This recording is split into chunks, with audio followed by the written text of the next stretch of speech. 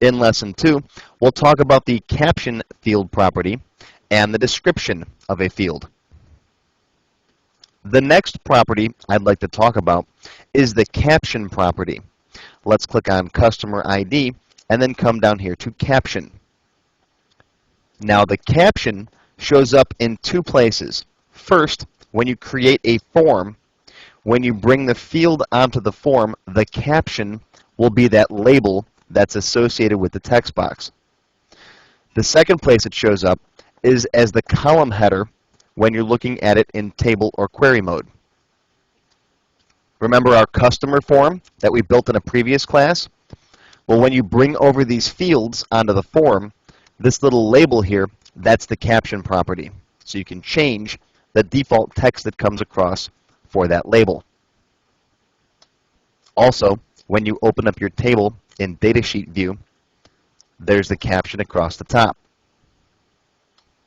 So if you want to set captions to make these more English-sounding names, you can come down here and say customer space ID, because that's just text now. It's not an actual field name. Right? Caption first name with a space in there. Right? Last name. And then perhaps just company. And so on. I'll save my table. And now if I switch back over to Datasheet view, you can see my captions have changed across the top. I haven't changed the name of the field, just what's displayed in the column header. Now, if I open up the customer form at this point, my labels don't change because this form is already built. But if we were to build a new form at this point, you'll see the labels will come in with the new default captions. Watch, I'll demonstrate real quick. I'll click on Customer T, then I'll click on Create, and then Form. We'll use a quick form. And there's the quick form that Access builds for us. Notice the captions are over here for the labels that came in. So that's what the caption property is good for. Again, realistically, do I use this a lot?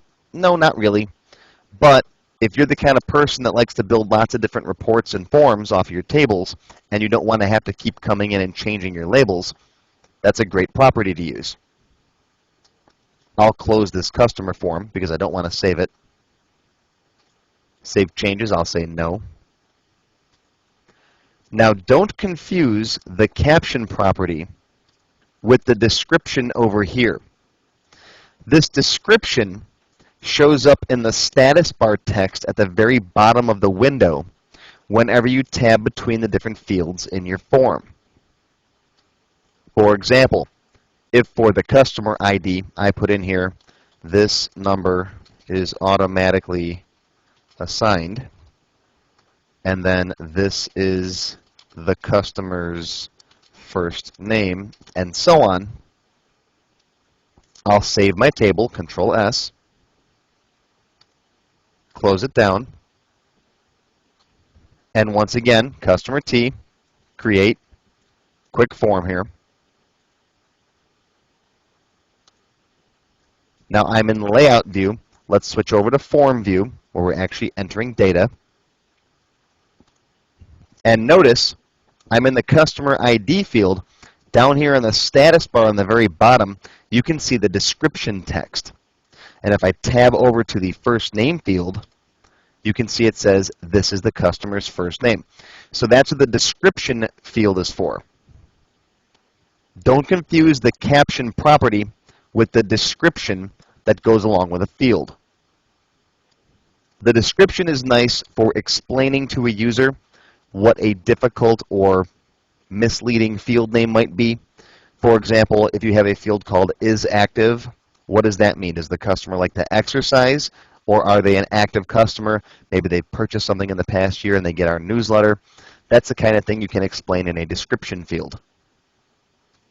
And again, I'll close this form down, and I don't need to save it. Again, the caption and description properties, honestly, I don't use them much myself, but if you're the kind of person that wants to build a database that's extremely user-friendly and you want to show people exactly what all the field descriptions are, put that in there. It adds a nice little touch.